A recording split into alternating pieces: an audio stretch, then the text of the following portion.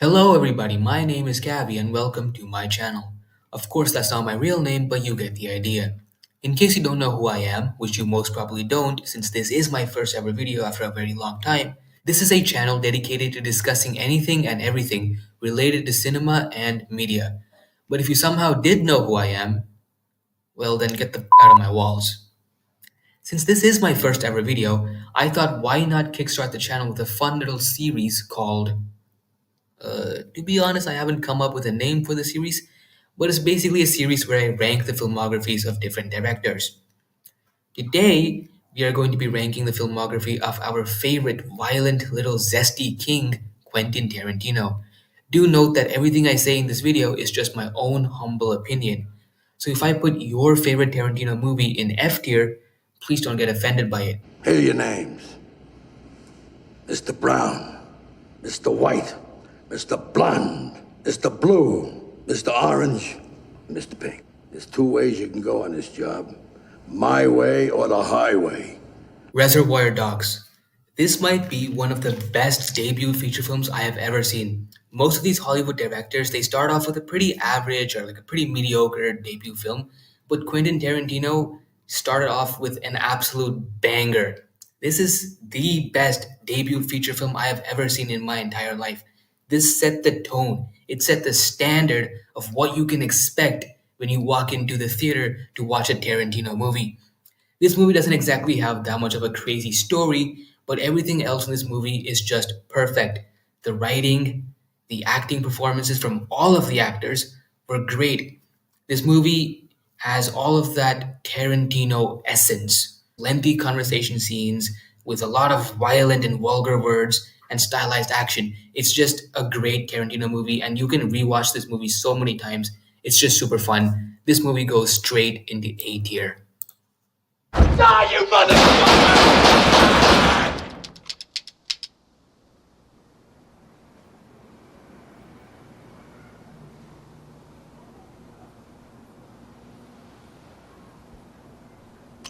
Right after Reservoir Dogs, Quentin Tarantino gave us one of his most iconic films ever, Pulp Fiction. This movie was so good that if I'm not mistaken, it's literally the sixth highest rated movie in the entire world. This movie has a lot of stylized action, it has a lot of incredible writing, right? It's filled with that Tarantino writing. It's perfect. The acting performances were amazing. And dude, like I don't even need to talk about this movie, man. Everybody already knows why this movie was so great. Also, at the time when this movie was released, nobody had ever really actually structured a movie like this. This movie follows something called as hyperlink, and nobody at that time had really done any movie like this. And even if there was some movie done like this, it was most probably some sort of sci-fi movie and not a movie in this normal genre. There's good reason why this movie is being talked about till this day. Samuel L. Jackson gave one of his best performances in this movie. And also, have you guys seen Quentin Tarantino breakdance in some sort of talk show? He basically recreates this dance that Vincent and Mia do in the movie. He even describes why he made Vincent dance that way and why he made Mia dance the other way. He's like a super visionary director, and that really helps us respect him even more. This is called visual storytelling, and Tarantino is a master at it. I don't even need to say anything. Pulp Fiction is a straight up S tier movie, amazing movie. Know nothing I about don't that want to hear no movie. fucking I excuses, ain't giving Louis. you fucking excuses, man. But I'm telling you, I'm giving you fucking reasons. Oh, you gonna tell me the reason you lost every goddamn cent I got in the Hey, world? hey, man, You gonna tell me reasons? you better. Let me tell you the reason, motherfucker. The reason is your ass ain't worth the shit no more. You better fucking back off, man. Okay, after Pulp Fiction, Tarantino followed it up with a little bit of a weaker movie, Jackie Brown. This movie, it was fun when I watched it. I didn't really like the Jackie Brown character itself, who is the main character of the movie, and I didn't really like her that much. But I absolutely loved Samuel L. Jackson and Robert De Niro in this movie. Those two were absolutely incredible. And to be honest, if it weren't for those two, I wouldn't even like this movie as much as I do right now. The movie's story was all right. The acting performances were great in this movie from all the actors, there's no doubt about that. And surprisingly, this movie had good pacing. And I think this is actually decent pacing for a pretty mid movie overall. I'll put this movie in B tier.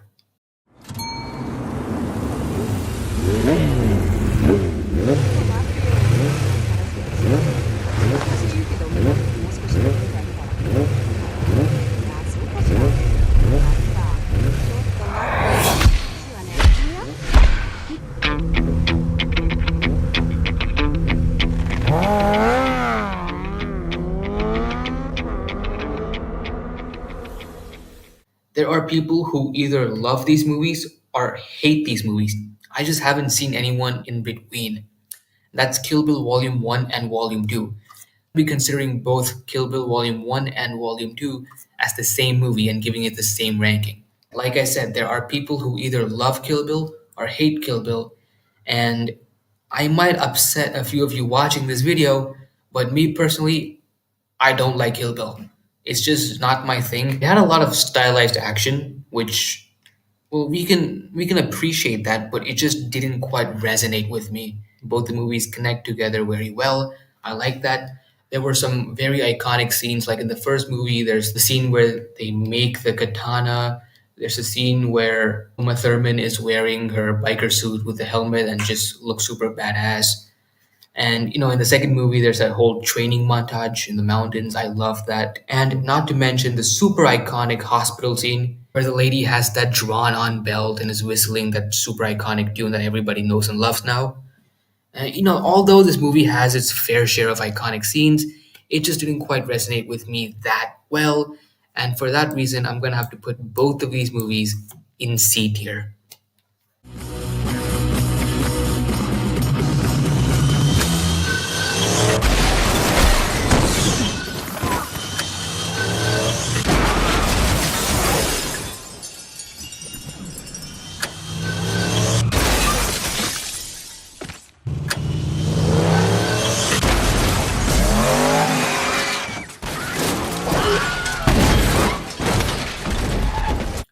Moving on, Tarantino made, in my opinion, one of the worst movies ever. Not just the worst movie in Tarantino's filmography, the worst movie ever. Death Proof. Dude, when I think of Death Proof, I don't even want to talk about it right now, bro. I seriously do not even want to talk about Death Proof right now because I hated it so much. This movie has nothing, bro. There's no story. There's nothing, right? There's literally nothing in this movie.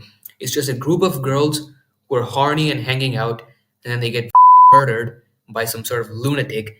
And then there's a group of other girls, again, just hanging out, and that same lunatic comes back to kill them, but somehow gets killed instead. It's a stupid movie. This was basically Tarantino when he was super horny or something. He must have had a very high libido when making this movie because that's all this movie is, just horny, horny, horny, horny. It sucked. F tier. I'm sorry, bro. Like, I'm sorry. I don't want to put a Tarantino movie in F tier. I don't think anybody should ever put a Tarantino movie in F tier, but Death Proof deserves it. I might add also that any information that makes a performance of my duty easier will not be met with punishment. Actually, quite the contrary. It will be met with reward. And that reward will be your family will cease to be harassed in any way by the German military during the rest of our occupation of your country.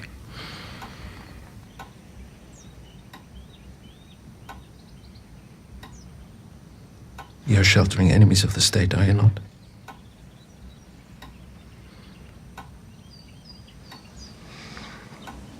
Yes. You're sheltering them underneath your floorboards, aren't you? Yes. Point out to me the areas where they're hiding.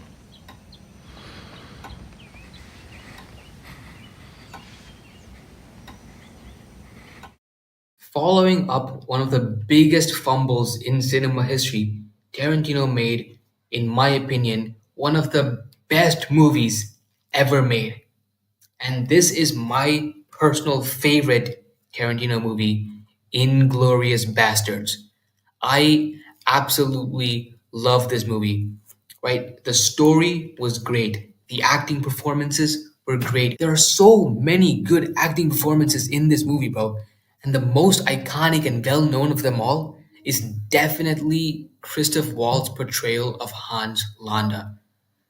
Just the opening scene of this movie sets the tone for the entire movie and also gives us one of the best opening scenes, one of the best villain reveal scenes, and one of the best acting performances I have ever seen in a movie. Apart from Christoph Waltz, there are also other actors in this movie who gave very good performances. Obviously, Brad Pitt and Michael Fassbender. That entire underground bar scene was just so good. This movie, again, it has that Tarantino essence. The stylized action in this movie is probably the best action in any Tarantino movie. The violence and the action sequences in this movie were better than Kill Bill, in my opinion. The scalping scene and the machine gun into the floorboards and the final firefight in the movie theater where they just blow everything up and everybody just dies. Like everybody. Like the main characters die, the villains die, everybody just dies in that scene. Absolutely love this movie. This is going straight into S tier. His old Ben. Hey! Now lay your palms flat on that tabletop! If you lift those palms off that turtle shell tabletop, Mr. Pooch is gonna let loose with both barrels of that sawed off.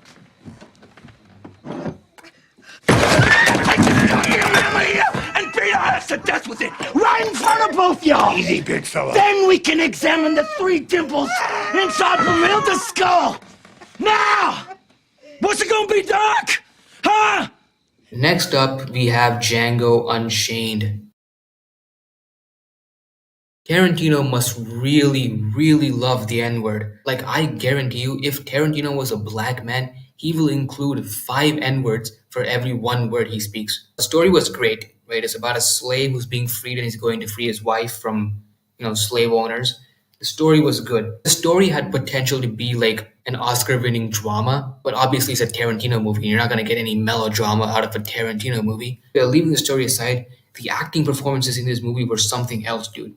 Christoph Waltz came back and gave an amazing performance. Right in the last movie, he portrayed one of the best racists ever, and in this movie, he portrays one of the best anti-racists ever. Like what? This guy's range is insane, bro. Christoph Waltz gave another groundbreaking performance. Leonardo DiCaprio would have had one hell of a time making this movie, if you know what I mean. And oh yeah, also, Calvin Candy is one of my favorite villains in all of cinema. Right, Hans Landa is my number 1 favorite villain, and Calvin Candy is there. He's there in like my top 10 favorite villains. And coming finally to Samuel L. Jackson. In my opinion, out of every single Tarantino movie, this movie is where Samuel L. Jackson gave his best performance. He was one of the most menacing black men I've ever seen in a movie. Absolutely loved his performance in this movie. And this movie was very fun. It was a super fun movie. I'm not going to put it in S tier, but I will definitely put this in A tier. Now, I am calling you a liar, Senor Bob. And if you lying, which you are, then you killed many. And 3 days.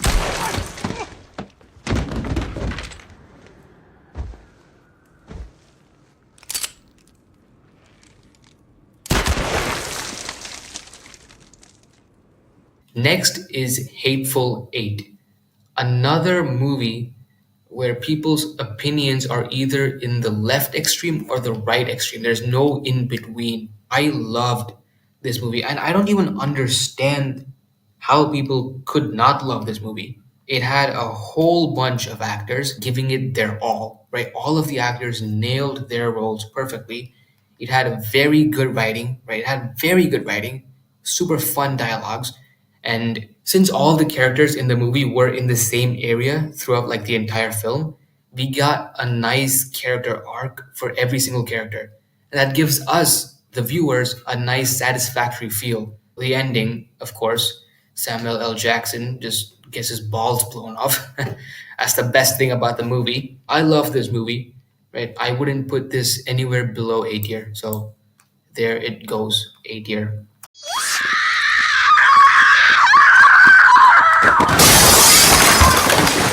What the fuck?